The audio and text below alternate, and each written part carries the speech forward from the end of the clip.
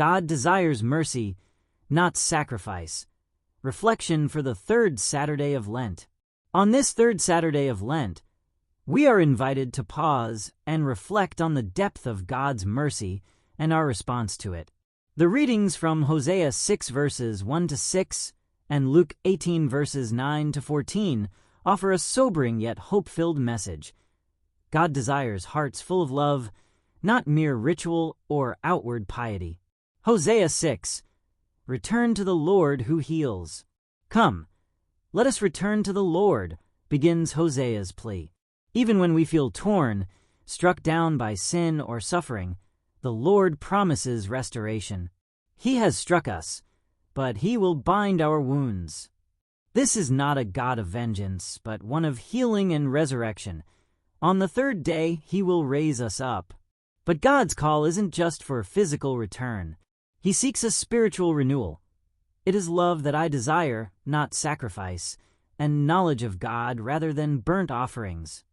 During Lent, this passage reminds us that repentance must come from the heart, not just external practices.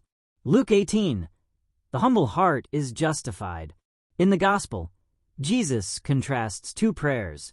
The Pharisee boasts of his good deeds, confident in his righteousness. Meanwhile, the tax collector stands at a distance, humbly begging for mercy.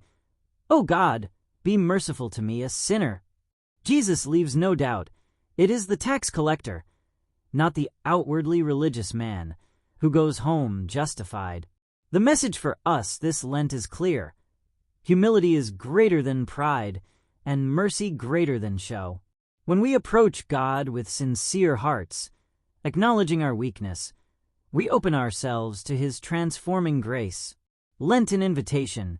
As we continue through Lent, let us examine our hearts. Are we offering genuine love or simply going through motions? Seek humility. Like the tax collector, we must admit our need for God's mercy. Return to the Lord with confidence that He will heal, revive, and raise us up. Everyone who exalts himself will be humbled, and the one who humbles himself will be exalted. Luke 18 verse 14.